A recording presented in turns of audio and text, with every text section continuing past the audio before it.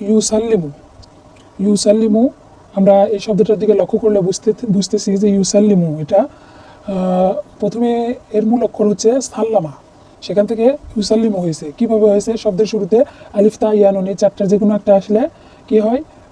মোজারের সিগা হয়, সুতরাং এটা মোজারি।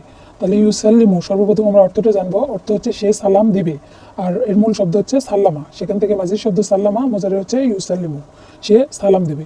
তাহলে কে সালাম দেবে? সে সালাম দেবে। সে হচ্ছে কয়জন? একজন। তারপর সে তাহারা থাকলে গয়েবের সিগা, তাহলে আমরা কি বুঝি? একজন যদি হয় তাহলে ওয়াহিদ, এখানে ওয়াহিদ মুজাক্কার গয়েব। বাহাস হলো আমরা কি বলেছিলাম যে শব্দের শুরুতে যদি আলিফ তা ইয়া নুন এর যে কোনো একটা আসে তাহলে বুঝে নিতে হবে যে মোজারের সিগা। তাহলে আমরা বুঝবো এটা ইসবাত ফেল মোজারে মারুফের সিগা। মারুফ কেন হলো? শব্দে কর্তা উল্লেখ আছে, কে মেরেছে, সে মেরেছে। যদি এখানে কে মেরেছে উল্লেখ না থাকতো তাহলে এটা মাজহুলের হতো, যেহেতু উল্লেখ আছে সুতরাং ইসবাত ফেল মোজারে মারুফ। বাবে তাফঈল। তাফঈল আমরা কি করে বুঝবো? যে ইউসাল্লিমু, ইউসাল্লিমু এর মূল অক্ষর হচ্ছে সাল্লামা, তাহলে ফা কলেমা হচ্ছে সিন, আইন কলেমা হচ্ছে লাম, আর লাম কলেমা হচ্ছে মিম। আমরা যদি দেখি যে শব্দের মধ্যে লাম কলেমাটি তাকরার হয়, অর্থাৎ একের অধিকবার ব্যবহার হয়, তাহলে সেটা বাবে তাফঈলের সিগা।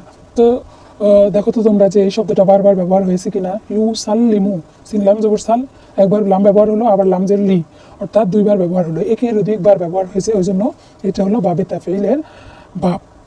আর মাসদারে যদি যাই তাহলে বলবো যে বাবের সঙ্গে মিল রেখে কি বাবে তাফঈল মাসদার হচ্ছে আত-তাসলিম, এখানে আলিফ লাম যুক্ত করা হলো। মাদ্দা হলো সিন লাম মিম, এটা হচ্ছে যে হরফে ইল্লাহ থেকে মুক্ত, অর্থাৎ আলিফ ওয়াও ইয়া বা হামজা কোনোটাই নাই, সুতরাং এটা হলো জিনসে সহিহ।